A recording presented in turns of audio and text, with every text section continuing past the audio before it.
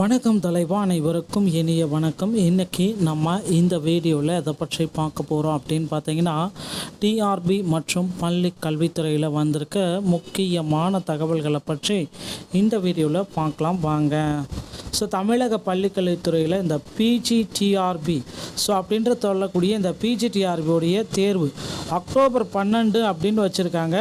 ஆனால் தேர்வை தள்ளி வைக்குங்க, இது பார்த்திங்கன்னா இந்த தேதிகளில் வேணாம், ஒரு 40 தினங்கள் பார்த்திங்கன்னா எக்ஸ்டெண்ட் பண்ணுங்கள், ஒரு மாதம் பார்த்திங்கன்னா தேர்வை தள்ளி வைங்க அப்படின்னு கோரிக்கைகள் எல்லாமே வைத்திருக்காங்க. இவர்களுடைய கோரிக்கைகள் பார்த்திங்கன்னா நிச்சயமாக பிஜிடிஆர்பியோடைய கோரிக்கைகள் தள்ளி வைக்க அதிகப்படியான வாய்ப்புகள் இருக்குங்க. இப்படி பார்த்திங்கன்னா பிஜிடிஆர்பியோடைய கோரிக்கைகள் அப்படி சொன்னதுனால நமக்கு எத்தனை நாட்கள் தள்ளி வைக்க போகிறாங்க அப்படின்றத நீங்கள் தெரிஞ்சுக்கணும். கிட்டத்தட்ட பிஜிடிஆர்பியோடைய தேர்வுகள் நீங்கள் எக்ஸ்பெக்ட் பண்ணுறது எல்லாமே பார்த்திங்கன்னா ஒரு மாதத்துக்கு தள்ளி வைப்பாங்களா, 2 மாதத்துக்கு தள்ளி வைப்பாங்களா, இல்லை எத்தனை தினங்களுக்கு இது தள்ளி வைக்கப்படும் அப்படின்ட்டு கேள்விகள் கேட்குறீங்க. ஒரு மாதம் அதிகபட்சம் 4 வாரங்களுக்கு இந்த பிஜிடிஆர்பியோடைய தேர்வு தள்ளி வைக்க அதிகப்படியான வாய்ப்புகள் இருக்குது மக்களே. பிஜிடிஆர்பியை பொறுத்த வரைக்கும் வேக்கன்சிஸ் பார்த்திங்கன்னா இன்க்ரீஸ் செய்யணும் அப்படின்ட்டு கோரிக்கைகள் எல்லாமே வச்சுருக்காங்க. அதிக அளவு வேக்கன்சிஸ் வரணும், இன்னும் அதிகமாக வேக்கன்சிஸ் வரணும் நிறைய பேர் கோரிக்கை வச்சதுனால பிஜிடிஆர்பியோடைய தேர்வுகள் தள்ளி போகிறதுக்கு நிறைய வாய்ப்புகள் இருக்குது. ஒருவேளை வேக்கன்சிஸ் உயர்வும் இன்னும் சில தினங்களில் நாம் எதிர்பார்க்கலாம். கூடுதலான காலி பணியிடங்களையும் எதிர்பார்க்க முடியுங்க. இந்த முதுகலை பட்டதாரி ஆசிரியர்களுடைய தேர்வுகளை தள்ளி வைக்க சொல்லியிருக்கிறாங்க. இது எல்லாமே பார்த்திங்கன்னா அஃபிஷியலான அனௌன்ஸ்மெண்ட் இன்னும் வரலை.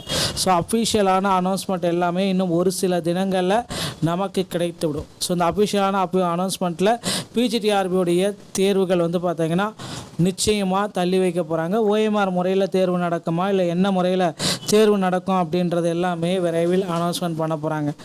அடுத்து டிஆர்பியில் டெட்டில் பாஸ் என்ற மதிப்பெண்களுடைய விகிதம் 75 எடுத்தால் தான் டெட்டில் பாஸா அப்படின்ற மாதிரி நிறைய பேர் கேட்குறீங்க. 75 மதிப்பெண்கள் எடுத்தால் பாஸ் என்ற அறிவிப்பை பார்த்திங்கன்னா தமிழக பள்ளிக்கல்வித்துறை விரைவில் வெளியிட போகிறாங்க. நம்ம மற்ற மாநிலங்களில் 75 எடுத்தாலே பாஸ் ஆகலாம் அப்படின்ற மாதிரி கொடுத்துருக்காங்க.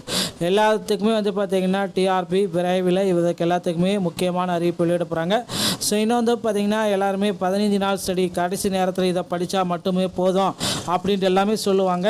இந்த கடைசி நேரத்தில் படிக்கிறதுன்றது உங்களுக்கு பார்த்திங்கன்னா நீங்கள் இதுவரை படித்தது எல்லாமே கொலாப்ஸ் ஆகிடும். இன்னும் 15 நாள் தாங்க இருக்குது. இந்த ஸ்டடி பிளானை மட்டும் பயன்படுத்துங்க. 15 நாளில் பிஜிடிஆர்பி உங்களால் பாஸ் பண்ணலாம். ஆனால் அது சாத்தியமா அப்படின்னு பார்த்தீங்கன்னா அது சாத்தியமே கிடையாது. அவங்க பார்த்திங்கன்னா 20 மாதம் 30 மாதம் 3 வருஷம் இந்த மாதிரி படிக்கிறவங்க எல்லாமே இருக்காங்க. அவங்களோட உங்களால் போட்டி போடணும் அப்படின்னா 15 நாள் எல்லாராலையும் படிக்க முடியுமா அப்படின்னா முடிவது கொஞ்சம் கடினம். ஓகேங்களா? அதனால் இந்த 15 நாள் பிளான் எல்லாமே நீங்கள் எடுத்துக்க வேண்டாம். உங்களுடைய பிளான்ன்றது அது உங்களுக்கு மட்டும்தான். ஓகேங்களா? அடுத்தடுத்து பார்த்திங்கன்னா டெட்டுடைய நியமன தேர்வில் போராட்டங்கள். இந்த டெட் தேர்ச்சி பெற்றவர்கள் நியமன தேர்வில் தேர்ச்சி பெற்றவங்க அதை போராட்டம் நடத்துகிறதா சொல்லியிருக்காங்க. அவங்களும் ஒரு பக்கம் பார்த்திங்கன்னா டெட்டு நியமன தேர்வு 2013 டெட் பேட்சுக்கு உண்டான போஸ்டிங் இது எதுவுமே சரிவர போடலை. அதையும் பார்த்திங்கன்னா கேள்விகள் கேட்குறாங்க. நிச்சயமாக 2013 டெட் பேட்சுக்கு போஸ்டிங் போடுவாங்க அப்படின்றத எதிர்பார்க்கலாம்.